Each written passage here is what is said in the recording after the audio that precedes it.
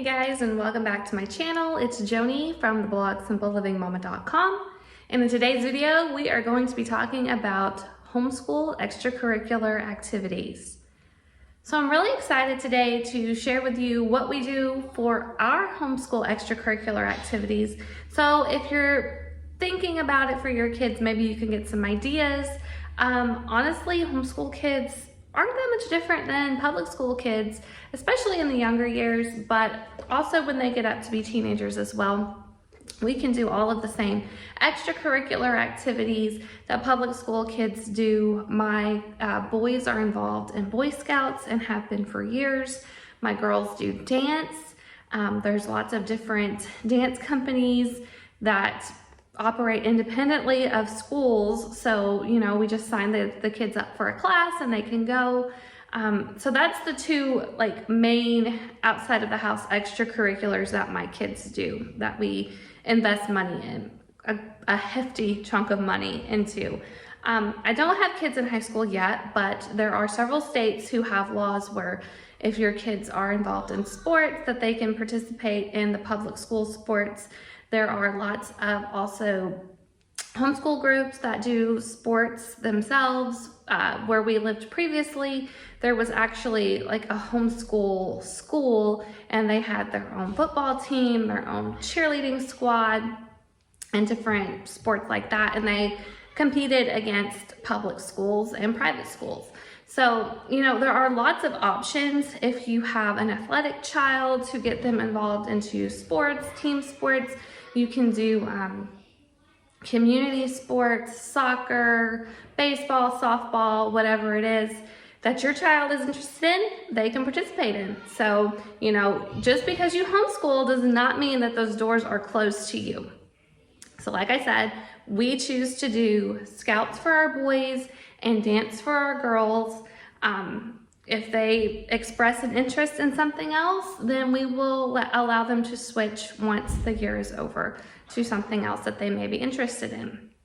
Now, aside from those main things, we have done different classes with local homeschool groups. We've done Bible study class. We have done a timeline class.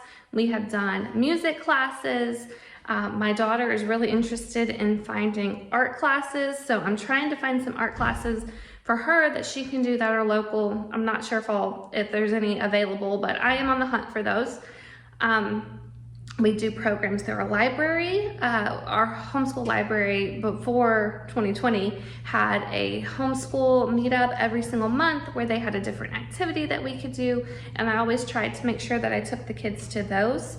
You can participate in local homeschool groups who often go on field trips together and may do different classes and things like that together. There's lots of different options out there. Now for us, we also go to church. Our children participate in a youth group for my oldest child, and then we have religious classes for our younger children that they do. So that's sort of something else that we do outside of the home. As far as extracurricular activities inside of the home, so I have a piano behind me, and my kids aren't necessarily expressing a ton of interest in learning the piano, but I do want them to at least know how to play a tune on the piano. So we do Hoffman Academy. That is actually free. There's a free option, there's a paid option. We're currently using the free option. It's an amazing resource. I'll have that link down below if you're interested in it.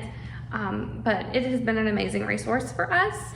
We also do Spanish classes. So Spanish is huge around where we live. A lot of people that we go to church with speak Spanish, and I really want the kids to at least have an understanding of Spanish. So we have actually been taking Spanish classes through Homeschool Spanish Academy, which has been my favorite way for the kids to learn Spanish. They each have a teacher, and they do one-on-one classes. They are based out of Guatemala, so their teachers are native Spanish speakers. They get on the computer and they talk with their teacher, they interact with their teacher. They follow a set curriculum. I actually wrote an entire review post on the blog. I'll have that linked up in the cards for you if you want to go see the entire review, and also try out a free class too if it's something that your child might be interested in. But it has been amazing. It's an amazing tool, an amazing resource. You can get high school credit for these classes. It's awesome. One of my favorite resources by far. As far as other things that we do, I have done lots and lots of videos on the Homeschool Garden. It is something that we do add to our regular curriculum. We do different artist studies. We do different artworks through them. We do hymn study. We do poetry study through them. A lot of Charlotte Mason type things, as well as copy work, all kinds of different amazing things. The one that we are going to be starting our new homeschool with is the 1776 program, because we are studying early American history, and I am excited to dive into that one. I will make sure that I share it all with you guys once we get started and once we get going. I had planned to do the medieval, I think it was called Legendary Swords, when we were doing our medieval study, but it just got to where I couldn't really add extra stuff in because we had recently moved, and then I have a baby, and it was a little too much for me to add the extra stuff in at that time. But I do feel more comfortable now that we're settled and we have a routine going to add in some more of that extra stuff, and the kids really do enjoy it. So I will also, if you want to learn more about the Homeschool Garden, I will have some links for you for that as well. Now, my oldest son, I mentioned this book in my curriculum reveal, Independent Curriculum Choices. And I didn't have it at the time to show you guys, but this is called The Fallacy Detective. This is a book about logic. This is learning logic, something that is lacking in our society today. Don't let your kids get through your homeschool without taking some logic courses, doing some work with logic. This is, it says 38 lessons on how to recognize bad reasoning. And this one, it says it is for ages 12 through adults. So right now my oldest child is doing this book, and I like to sit down and do it with him as I have time.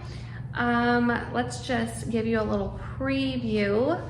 Lesson 1, exercising your mind. And this is the workbook style one, but we just do it aloud. So that way I can reuse this book with other children.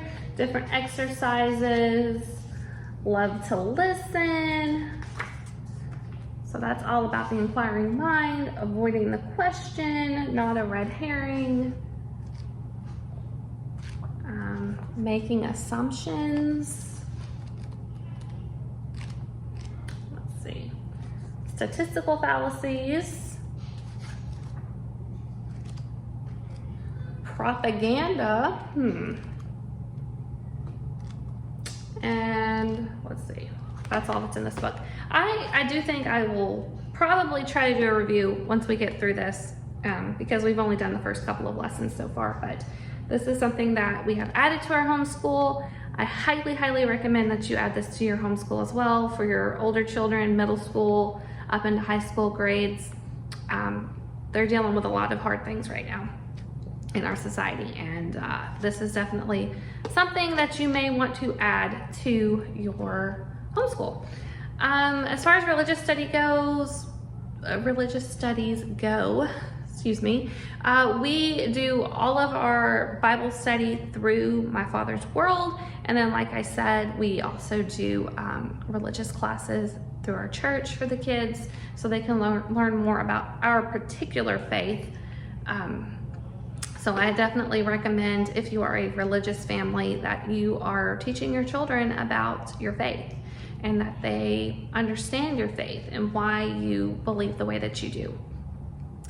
You know, I grew up in a household where it's enough to say that you're a Christian, but I didn't learn theology. There's so many different things that I didn't learn about my particular faith, my particular religion. And since then, my husband and I have converted to Catholicism, and I am just learning so much now as a 33-year-old adult about theology, about religion, and I'm very much still a baby in theology, but I'm working on it, and the kids are learning right along with me. So that's interesting. That's something that I recommend that you add to your homeschool. Physical activity, add physical activity to your day, throughout your day. We have bouncer things like, oh, I forget what it's called, but it's this thing that the kids can stand on, and it's like, it's got a ball in the middle of it, and it's a disc around it, and they can stand on it and jump up and down when they can't get outside. We have like a little pogo thing that they can jump on. I'm thinking about getting like a nugget type couch thing, because my kids love to build forts and they're tearing up my regular couch. And I think that if I get them something specifically to build forts with, that would be a lot better for all of us. So definitely thinking about adding that to our homeschool. And then as far as outside goes, we have a zip line, we have a swing, we have a jungle gym, plus our kids are starting to learn how to garden. They're learning how to take care of animals. We have chickens, we have cats, we have a dog. And then my middle son actually has a bearded dragon. So those are all like extra things that are a part of our daily life that aren't necessarily a regular part of everyone's daily life. And I think that they're good. If you can add them to your homeschool, give your children responsibilities like that, that's definitely a good thing. My kids also help with cleaning and cooking. My daughter loves to cook, so she helps me with dinner a lot. She also loves to plan meals, plan different desserts to make, and I allow her to have that freedom to do a lot of that stuff. My oldest son does his chores, the dishes. He probably doesn't really like it that much, but he does that, as well as he's learning how to fix things and do different things. He helped my husband, his dad, repair a TV the other day. He tries to repair different things that need work and stuff like that.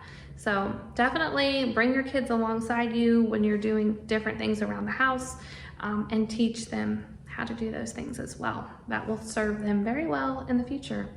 So yeah, that's pretty much it for this video. I hope that you enjoyed it, that you got some ideas. I will have a corresponding blog post to go along with this if you'd like to read as well as watch.